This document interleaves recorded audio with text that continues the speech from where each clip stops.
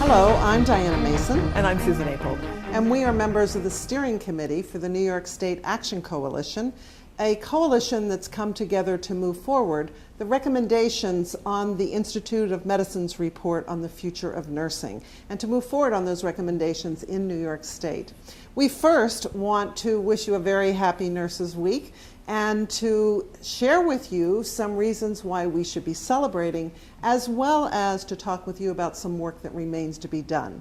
We'll first talk with you about the Nurse Practitioner Modernization Act that was just adopted in New York State. One of the most exciting things to happen in New York State for advanced practice nurses just occurred less than 2 months ago. It is the first time, certainly in my career as a nurse practitioner, that I can remember the governor, the Senate, and the Assembly of the state of New York all aligned behind patients, for patients, to increase access to care and to utilize nurse practitioners to the full extent of their education and training. We are thrilled in New York State that the Nurse Practitioner Modernization Act passed in the governor's budget bill. So what does that mean for us? It means that we made some noise. It means that we have been recognized, and it means that the governor, the Senate, and the Assembly see advanced practice nurses, nurse practitioners in particular, as part of the solution to the healthcare crisis confronting New Yorkers and the rest of our nation. Should I talk about some specifics, Diana? Yes, please do. So what did we gain from this legislation?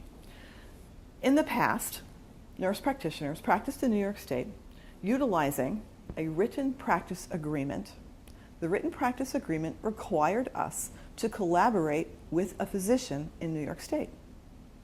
Statutory collaboration is a restriction for nurse practitioners, for any group of healthcare professionals, because we cannot practice unless we tie our practice to a physician's practice. What that meant in the real world, on the ground, practically, is that if a nurse practitioner wanted to practice as a nurse practitioner, he or she had to seek the services of a physician. We would have had to go to a physician, request permission, if you will, to allow that physician to collaborate with us. Then we would draw up a collaborative practice agreement that included the physician's name, license number, practice location, and our practice protocols, which the physician had to sign off on. As well, the physician was required to review our charts quarterly. That meant that the nurse practitioner took charts from his or her practice to the physician, and the physician reviewed them. It was a retrospective chart review, so the care had already happened. While New York State was not the most restrictive state for nurse practitioner practice, this of course does pose a problem for patient access. If a nurse practitioner was unable to locate a physician to work with him or her as a collaborating physician, the nurse practitioner could not practice. If a nurse practitioner had a collaborative relationship with a physician and that collaborative relationship was dissolved for any reason, the nurse practitioner could not practice. That situation had the potential to be dire in that the nurse practitioner may already have had a panel of patients. And Susan, I have an example of a nurse in upstate New York who has a panel of 2,000 patients, and when her collaborating physician was no longer available, she then was going to not be able to see those 2,000 patients, and she was one of a few primary care providers, very few primary care providers in the region. So for rural regions in particular, this is really significant. It is significant. Not only are patients unable to gain access to the person who may be the only provider in the area, insurances were not able to impanel nurse practitioners because they remained invisible providers under the collaborative agreement. As well, nurse practitioners were unable to have their data analyzed. And this is an enormous issue. We need to be able to prove that we give care that is in accordance with the standards of care of disease management in this country. So, what to do? In 2006, the Nurse Practitioner Association of New York State said this is a problem. It is a problem for our patients. It is a problem for us as providers.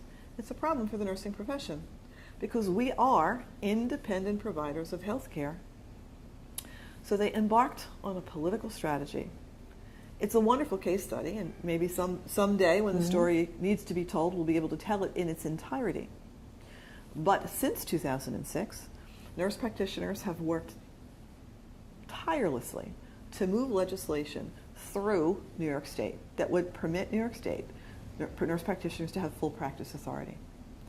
And guess what? A few weeks ago, the Nurse Practitioner Modernization Act was passed. And what does that do for nurse practitioners? Some very good things. First of all, a nurse practitioner who wants to maintain that written collaborative practice agreement is free to do so. So nurse practitioners are under have no legal responsibility to change the way they practice if indeed they do not wish to do so. However, two major steps toward full practice authority. The first is that only nurse practitioners with fewer than 3,600 practice hours are required to maintain a written collaborative practice agreement. That's a positive step. Second, nurse practitioners who have more than 3,600 hours of clinical practice can fulfill the requirements of collaboration without a written practice agreement, without identifying protocols, and without seeking a physician to sign a document that says the physician is collaborating. While the law does require us to continue to collaborate, it's what nurse practitioners do, it's what nurses do, while the law does require us to continue to collaborate, the mechanism whereby we do that has been relaxed, and the rules and regulations around how we document that collaboration are really yet to be written. Because while the law calls for collaboration, the law has allowed the state education department to determine the way that that will be documented. So we have made steps in the right direction. One fine day, we will remove any inference in law to mandatory collaboration. And knowing how hard nurse practitioners in New York State have worked, I am certain that they will be upon us. So this is a real step forward. It is not turning New York State into a full practice authority state yet, but we are headed in the right direction. There are other challenges that remain, though, and one challenge that I want to highlight that many nurse practitioners are bringing to our attention is the fact that they cannot get credentialed by some insurance plans, and this includes some new plans under the State Health Exchange. So if I, as a nurse practitioner, can't get credentialed by an insurance plan and my patient is covered under this plan, I can't see the patient.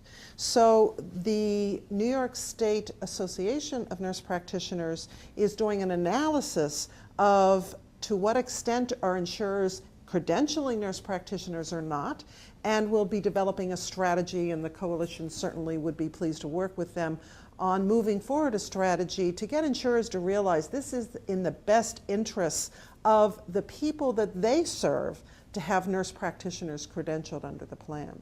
So lots of things to celebrate during this 2014 year for nursing and during Nurses Week. And the State Action Coalition hopes that you will join us in moving forward on some of these important issues.